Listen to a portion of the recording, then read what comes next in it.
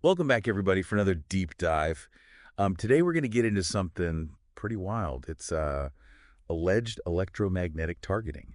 Yeah, this one's definitely out there. Yeah, it is. It is. But that's why we're here, right? To dive into the stuff that makes you kind of go, huh, what is that all about? Yeah. And so this is going to be based on a firsthand account from a Dr. Catherine Horton. She's a physicist who claims to be a victim of these attacks. Right. And it's interesting, with her background in particle physics, she's approaching this from a very scientific perspective, which makes it really interesting. Yeah, I mean, she's clearly a very intelligent person. Absolutely. So she's not just, saying, oh, this is happening and I'm crazy. Right. It's more like, this is happening. Let me try to figure this out. Let me analyze this. Exactly. So how does she think this is being used against her? I mean, most people think about microwaves as something that you heat up leftovers with. Right. Well, the principle is actually similar to how laser light can pass through glass. Certain materials allow these waves to pass through with different intensities. Okay. So you're saying if somebody had a powerful enough emitter. They could theoretically direct those waves at a person even inside a building. And cause, like, I don't know, I guess harm or... Yeah, a range of effects. Dr. Horton believes that these emitters are actually strategically placed in surrounding properties. Wow. So you're saying, like, maybe even the property owners don't even know. Potentially. Wow. That's a whole other level of Right. kind of scary. Yeah, it's unsettling to think about for sure. Absolutely. But okay, but if aluminum foil can block these waves, wouldn't it also block like good waves? Like how is she using her phone and... Well, she actually does talk about that in her account. She claims that wrapping herself in aluminum foil does provide some relief, suggesting that it does disrupt those beams, but it's not a perfect solution. And she even talks about how gaps or holes in the foil can actually amplify the pain. So she's constantly having to battle this. It's like a... Yeah, almost like a shield. Yeah, a constant shield. But what does it actually feel like? What effects does she describe? This is where it gets really disturbing. She described a range of painful sensations, often targeting specific areas of her body. She mentions pain in her teeth, her face, lungs, even her breasts. It's interesting that it seems to be focused on certain areas. Right. And that's something that we should be cautious about, assigning motives without concrete evidence. Yeah. But it's definitely a pattern that she's observed. Yeah. And that's what makes it so fascinating, right? Is trying to figure out, is there actually a pattern? Is there intent? Yeah. Yeah. Okay. So she's experiencing these attacks.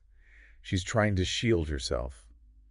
What else does she say about how this technology is being used? Well, this is where it gets even more unsettling. She doesn't believe that the attacks are random. She actually thinks that they're meticulously controlled and planned out. So you're saying like someone's sitting there and like targeting her specifically? She even suspects that they're using some sort of learning algorithm that's constantly calibrating based on her reactions and movements. So it's like a computer program designed to inflict the most pain. Right. It's chilling to think about, but that's her reality. Wow. Yeah, it definitely sounds like it's straight out of a science fiction movie. It does, but for her, it's very real. She even points to a video that she calls Hack Attack as evidence of this computer-controlled nature. In the video, she demonstrates how the intensity of the attacks spike every 60 seconds, suggesting a pre-programmed pattern. So she's not just like feeling it, but she's actually trying to analyze it. Exactly. Yeah. She's using her scientific background to try to understand what's happening. And that's what makes it so scary, I think, is that it's so methodical. Absolutely. There's a level of sophistication and intent there that's deeply disturbing. Yeah, it is. It is. And we're going to get into more of that in just a minute. Yeah, it's definitely a wild story. It really is. Yeah. And it's not just the technology itself, but Dr. Horton also talks about the psychological effects of these attacks. Oh, yeah, absolutely. Because you can't just separate the physical pain from the mental anguish. Yeah, the mental and emotional. Yeah, the fear of knowing that you could be targeted at any moment. Right.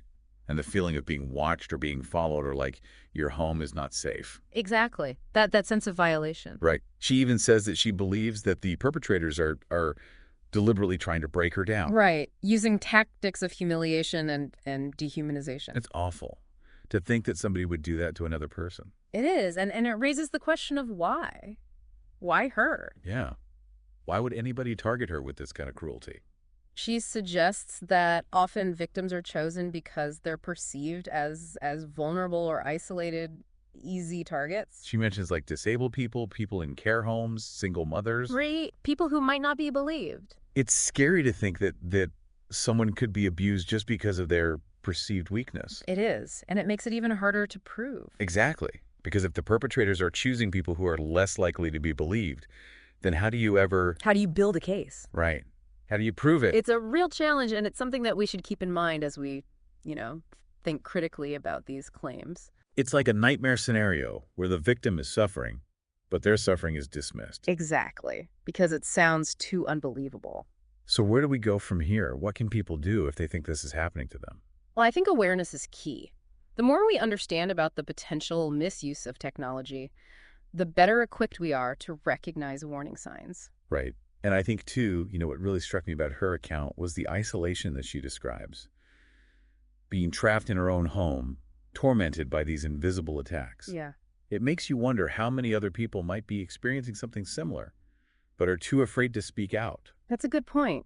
And it highlights the importance of community and support. If someone is experiencing something like this, feeling heard and believed can make a world of difference. And it's also a reminder that, mental health is just as important as physical health.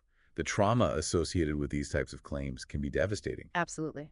Seeking professional help, if you or someone you know is struggling, is crucial, especially in situations where there's fear or paranoia. Well, this deep dive has definitely taken us into some dark territory. It has. But I think it's important to have these conversations, to confront these uncomfortable truths. I agree. We can't just bury our heads in the sand and pretend that these things don't exist. Right. And so what's the takeaway? What do we want our listeners to walk away with after hearing all of this? I think the most important thing is to remain curious, to keep asking questions, and to approach these kinds of claims with a healthy dose of skepticism, but also open-mindedness. Right. Don't just accept everything you hear at face value, but don't dismiss it outright either. Do your own research. Consider different perspectives. Absolutely. And form your own conclusions. Exactly. Yeah. And if this deep dive has sparked your interest in this topic, I encourage you to, delve deeper. There's a lot of information out there. Yeah, there are tons of resources available. Yeah. And remember the human element. If you encounter someone claiming to be a victim of something like this, listen with compassion. Yeah. Even if we can't fully understand or verify what they're going through, we can at least offer support. Well said. This has been a heavy one, but I think a necessary one. Sometimes the most important deep dives are the ones that take us into those shadows. Absolutely. It's in the shadows that we often find the most truth. Well, thank you for joining us on this journey. Yeah. And we'll see you next time. Yeah, it's definitely, it's hard to wrap your head around. It really is. There's that tension between the believable and unbelievable that makes it so compelling. Right, because you're like, okay, this person is very intelligent. She's a scientist. Mm-hmm. She's thinking critically about this. Mm-hmm. And she's saying all these things that make sense on a certain level. Right. But then you're also thinking but microwaves, really? Is that possible? It forces us to kind of confront the limits of our own understanding, what we think we know about the world. Right. And it makes you think about just the pace of technological advancement. What seems like science fiction today Yeah. could be reality tomorrow. Right. Who knows? Absolutely. And so if that's true, then what safeguards do we have in place? How do we even begin to think about protecting ourselves from... Yeah, the potential misuse of these technologies. Right. I think a lot of times we get so caught up in the excitement of a new technology. Yeah, we don't always think about the ramifications of it. The consequences. Yeah. And it's like that old saying, with great power comes great responsibility. Absolutely. Yeah. And I think that responsibility lies not just with, scientists and engineers, but with all of us. Yeah. We all have a responsibility to be informed consumers. Right. To be engaged citizens. To advocate for the ethical use of these technologies. Right, absolutely. So if this deep dive has sparked your interest, and I'm sure it has for many of you. I would imagine so. I definitely encourage you to do your own research. Don't just take our word for it. Yeah. There's so much information out there. Yeah, there's tons of resources online and libraries. Right. Just, be curious. Keep asking questions. And remember the human element, If you encounter someone who claims to be a victim of something like this, just remember to listen with compassion. Yeah, because even if we can't fully understand or verify what they're going through, right, we can at least offer support. Yeah. And sometimes just being heard and believed can make all the difference. Absolutely. So I think that's a good place to leave it for today.